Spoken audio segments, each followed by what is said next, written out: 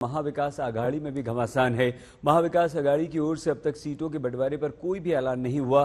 बावजूद इसके उद्धव गुट की ओर से मैं पूरी विनम्रता पूर्वक शिवसेना और कांग्रेस के नेताओं से पूछना चाहता हूं कि जिस व्यक्ति का नाम शिवसेना की तरफ से आ रहा है एमबीए के उम्मीदवार के तौर पर, वो खिचड़ी घोटाले का अभियुक्त है। उस पर आरोप है कि 1,60,00,000 रुपए का रिश्वत उसने चेक से लिया है। ऐसे, और इसकी जांच हो रही है ईडी की तरफ से। ऐसे घोटालेबाज के लिए क्या शिवसेना और कांग्रेस के कार्यकर्ताओं को मजबूर किया जाएगा प्रचार करने के लिए? जिस अमोल कीर्तिकर को मुंबई उत्तर पश्चिम सीट से उद्धव ठाकरे ने उम्मीदवार बनाया है, उनके पिता गजानन कीर्तिकर इसी सीट से सांसद हैं और फिलहाल एकनाथ शिंदे के गुट में हैं। ऐसे में उद्धव खेमा अपनी ही जीती सीट पर प्रत्याशी के नाम की दलील दे रहा है। संजय निरुपम की टिप्पणी पर भी तीखा पलटवार कर रहा है।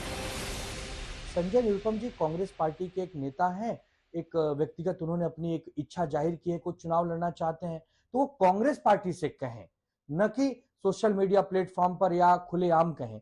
अब कांग्रेस पार्टी उन्हें कितने गंभीरता से लेती है, नहीं लेती है, कांग्रेस पार्टी जानती है। सिर्फ उद्धव गुट ही नहीं, बारामती से शरद पवार सुप्रिया सुले के नाम का ऐलान कर चुके हैं और ऐसे में महाराष्ट्र में इंडिया गठबंधन में संकट के संकेत दिख रहे हैं, क्योंकि कई सीटों को लेकर उद्धव गुट और कांग्रेस में बात नहीं बन पा रही है और ऐसे में तनाव लगातार बढ़ रहा है।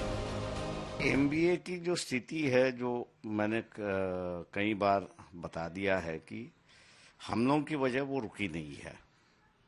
वो रुकी इसलिए है क्योंकि शिवसेना, उद्धव ठाकरे और कांग्रेस, इनमें 10 सीटें हैं जहां पे तालमेल नहीं है। तो ये कुल मिला के 15 सीटें हैं 48 में से कि जिनमें इनका तालमेल नहीं है। और ये तालमेल ना होने की वजह से मेरे ख्याल से इनकी बातचीत आगे नहीं चल रही है। इनका अगर तालमेल नहीं हुआ तो हम अपने पत्ते या हमारी स्ट्रेटेजी खोलने का कोई मतलब ही नहीं है। हालांकि इस खींचतान के बावजूद दिग्गज नेता गठबंधन में सब ठीक होने का दावा कर रहे हैं। seat sharing formula based on negotiations, नीयत साफ होनी चाहिए, ईमानदारी से होनी चाहिए, पर सम्मानजनक होना चाहिए। इंडिया गठबंधन में रण छिड़ा है तो एनडीए लगातार बैठक कर सीट शेयरिंग का फॉर्मूला निकालने में लगा है। सूत्रों के मुताबिक एनसीपी अजित पवार गुट को 6 से 8 सीटों का ऑफर है। शिवसेना शिंदे गुट को 10 से 12 सीटें मिल सकती हैं, जबकि बीजेपी खुद महाराष्ट्र की 28 से 30 सीटों पर चुनाव लड़ सकती है। एनडीए नेता दिल्ली में आकर बैठक कर रहे हैं, जिसे लेकर उद्धव गुट के नेता तंज कस रहे हैं।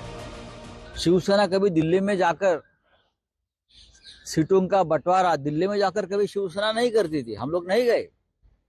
जो ओरिजिनल शिवसेना उद्धव ठाकरे जी की है, हम यहाँ बैठकर बंटवारा कर रहे हैं और जो हमारा अधिकार है शिवसेना का वो हम ले रहे हैं।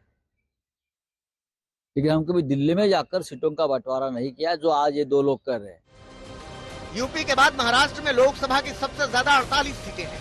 इंडिया गठबंधन और एनडीए दोनों यहाँ ज्यादा से ज्यादा सीटें जीतने की कोशिश में लगे हुए हैं।